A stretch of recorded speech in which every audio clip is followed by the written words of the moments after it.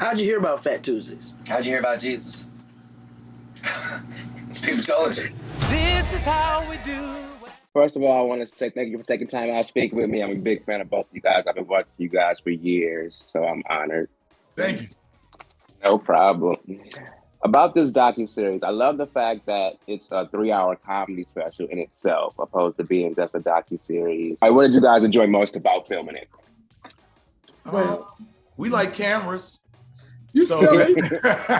No, I think that Guy calling us, I think it was more, not so much we enjoyed doing it, it was an honor to be called to do it. I think that for him to think about our names amongst all these comics that come through there, all those names on the wall, RIP to the ones that weren't able to participate. I think that it was just really big that he called. And I think in that you enjoyed the invite, you know? Yeah. So you're happy to be part of it. So that was, I think I'm speaking for him too out there. But you know, I'll be honest with you, right? Let's just be honest. When Guy called me, I was like, what? Guy, what are you talking about? You ain't gonna do no documentary. You're gonna come up with your little iPhone. Hesitant. It's a trip because when you know your friends, you don't believe that their dreams will come true. You kind of believe it, but you're not like, oh my God, for real. But when Guy called me and he was talking about Reginald Hudlin and Byron Phillips, they were part of it. I was like, wait a minute, Reginald, right? I was like, oh, this is real. So go ahead, D. Guy for years have always told me he was getting ready to shoot something. He always was on the, he moved quiet, but he moved fast. So when he told me he was trying to work on it, everyone's working on a doc. Like I'm working on the doc, we all work on a doc, but it's always about the extra effort. You know what I'm saying? So everybody's out here training for the race, but very few people willing to put on the clothes and get out there and really, you know, get it done. So, but she's right as far as how your friends go. And it's not that she's like she said, she knows her friends. And Kym sometimes, you know, Kym can hurt your feelings real quick. Kym is saying basically that we get pitched a lot of stuff. You know how many times me and Kym said we need to do a movie together. We talk about this all the time, but we get distracted by our own channels and the things we got to get done on our own that rarely we can come together and get something done. So she probably was like, oh yeah, I know, man. This is the 5th time talking about the doc. When we gonna do it? Then when you hear the connections and know that he made the steps, you're like, all right, then let's go then. So yeah. Yes, that he made the steps. I think that was exciting, and that we were at the actual Comedy Store. We were filming. I was like, wow, you know, there were cameras and lights and, you know, makeup and hair. It just, you know, it really became real. And I was extremely happy for Guy. He's a great guy. Guy is a great guy. He is such a good person. And I was happy for him. I'm really happy about this coming out. Yeah, it turned out really great, so I love it. And you guys brought up the Comedy Store, so DeRay, tell us the importance of the Comedy Store, especially in the 90s. Well, I wasn't there in the 90s, but or Kym, either one. I wasn't there in the 90s, but thank you. DeRay, when did you get here? 2000, my first, like 99, 2000. Okay. 2000 was my first, I think that was my deal year right there. But hearing about it, you would know that when you got to Hollywood, you know, you prefer get on that stage. It's right on Sunset.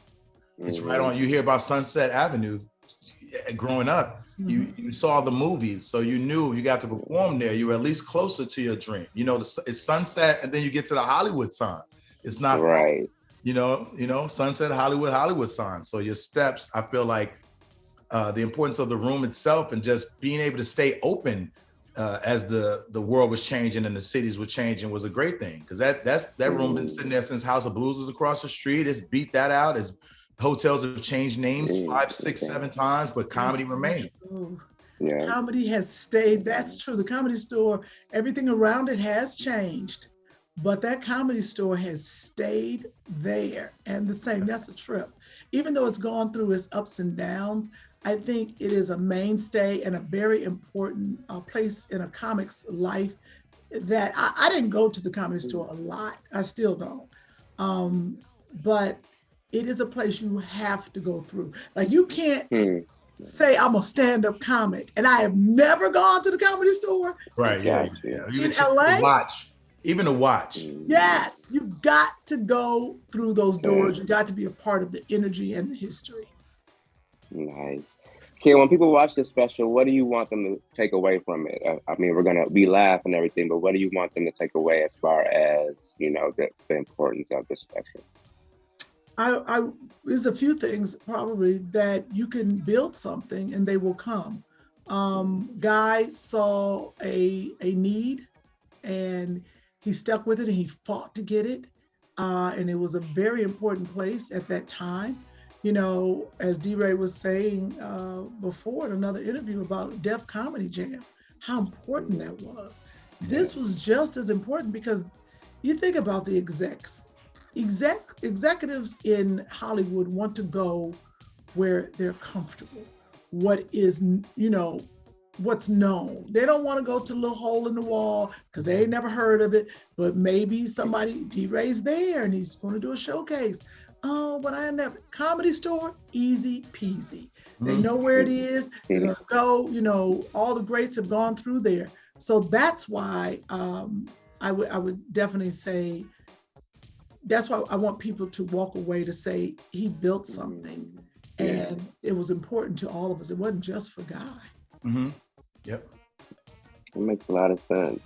And then both of your names, congratulations, was added to the Comedy Store's wall. Were you really surprised in getting that honor, and how does it feel to have that honor? Mine is different. All right, here I go. I got to be DeRay a little bit. When they was writing my name on the wall, I was like, about time. I know you were. I was like, yo, because I'm funny. I'm always me. I'm like, yo, my name need to be up there. But it's kind of like, it's like, you got it up there. With my mother said something a long time ago. I was always getting bad grades and we would always bump heads and I was always in the streets. And then I worked really hard one semester and I got an A. And I was like, look, Mom, I got an A. And she said, okay, that's what you're supposed to be doing. So I felt like, I've been working. I was like, they supposed to put my name up there. Like, I'm supposed to be here. It's not, I didn't feel uncomfortable. I didn't feel like I'm thrown up there. And comedy is competition. So there's comedians who I would see names and I'd be like, yo, he couldn't go on stage after me. In my mind, this is just what we do. Because you have to remain comedically confident regardless of the fact, we're a mirror consistently. We're rarely looking into the crowd, into what people, we're always looking at ourselves. So we got to keep pumping ourselves up. So I felt like, yo, put my name up there. That's right. Where should my name go next? Put it on the roof too. If you go to any comedy club where you sign the wall, look for my name is written somewhere weird where I'm on the ceiling. So you've written your name on the wall somewhere? All the time. Oh, I didn't know that. That's hysterical. I autograph everything. I autograph my old bed that I have in case somebody gets it. My bed is like DeRay had sex on this bed. Oh my God, what is wrong with you? Autograph everything. I was here. Write my name. Oh, on everything. That is so crazy. I guess for me, the truth of the matter is this. I was shocked that my name went on that wall. A lot of comedians say Kym came in the back door of comedy. I didn't do the work in LA. I didn't do the work. I didn't sleep in my car. I didn't go to all the clubs all hours of the night. Same. I ain't sleeping in no damn car. Oh my God. And you're a comedian? I wish I would. When I tell you the things I've heard, and that's because I was acting and doing stand-up at the same time. Yeah. So, for my name to go up on the wall, I actually appreciate it because I said Guy and the powers to be that, this is an honor. And it just says, job well done, Yeah, it's like your little certificate. I got a certificate. I did. Yeah, man. I got a certificate. In your own words, tell everybody why they should tune into Phat Tuesdays, the era of hip-hop comedy on Prime Video. Why should they tune in? Okay. I want to say, everyone, please watch Phat Tuesdays on Prime Video because you will see things and hear things that, might shock you. I would say, if you want to know what true comedy is about, watch Prime Video Phat Tuesdays.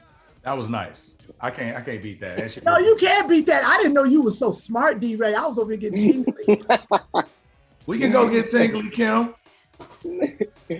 Before we wrap up. Sorry, brother. Oh, you good. I'm gonna switch gears real quick before we wrap up.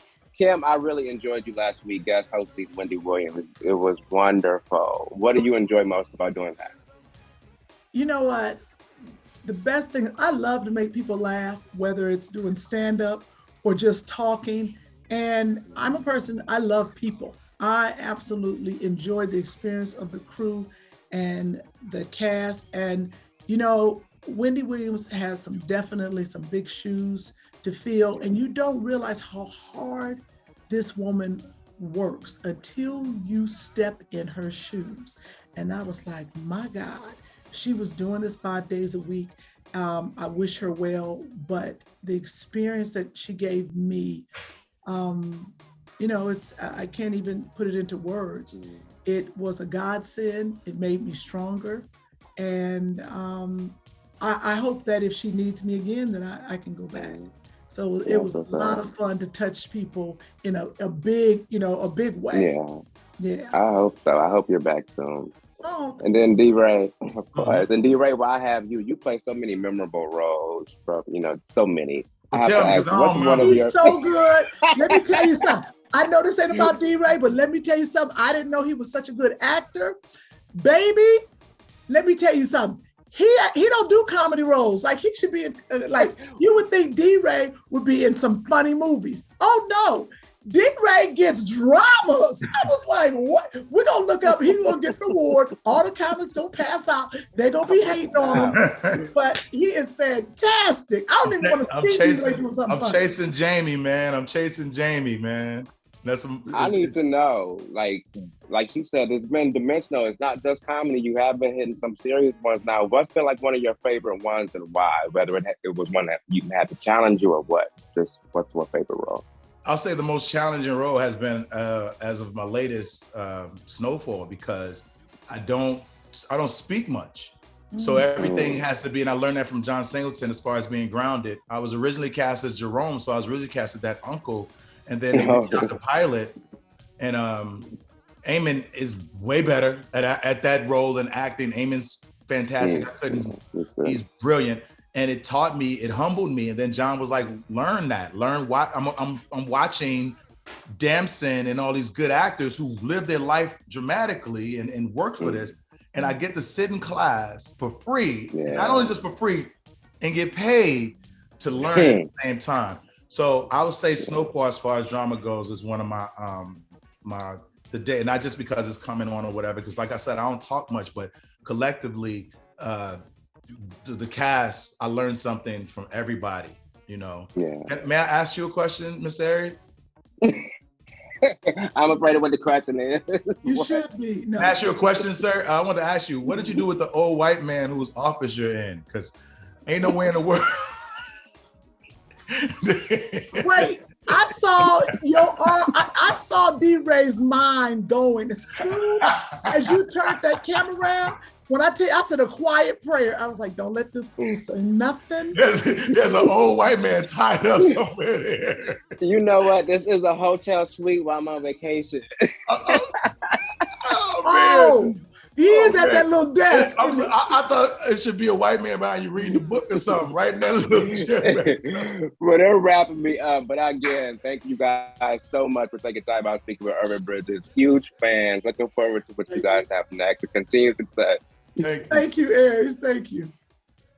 Oh my God. How'd you hear about Phat Tuesdays? How'd you hear about Jesus? People told you. This is how we do it. It's 1995. Comics back then were predominantly white, and I said, man, there's so many funny people doing comedy in the hood, but there was no one there to see them. And I was like, okay, I'm gonna change that shit. Guy was like, Hollywood don't want to come to the hood, so let's take the hood to Hollywood. Every Tuesday is in this room. Phat Tuesday. I had no idea what the fuck I was doing. I saw Chris Rock, Chris Tucker, Martin Lawrence, Jamie Foxx, Kevin Hart. Every week, sold out. It was the neighborhood. For the first time, I was able to do black humor. Man, this was really our space. Phat Tuesdays was like a melting pot for like genius shit. Stand-up comedy for black comedians, it was born out of some specific circumstances. We stole my radio, my couch. You stole a whole couch? Comedians take these topics, take the stress off people, and make them fucking laugh. They blame stealing on us like we invented it. Now, we may have perfected it. I mean, yeah, we may snatch a purse, but we didn't steal a whole country and call it the United States. You would come here and the agents would see you. Maybe you get signed, maybe you get a movie, maybe you get a TV show. It was one of the great renaissances of black comedians being ushered in. People became stars, man. When we created Wildin' Out, Phat Tuesday was the model. Film, TV, fashion, music, we all were thriving. Yo, what's up? Phat Tuesday was something very special to witness, to say you were there. Straight up coming from the west side.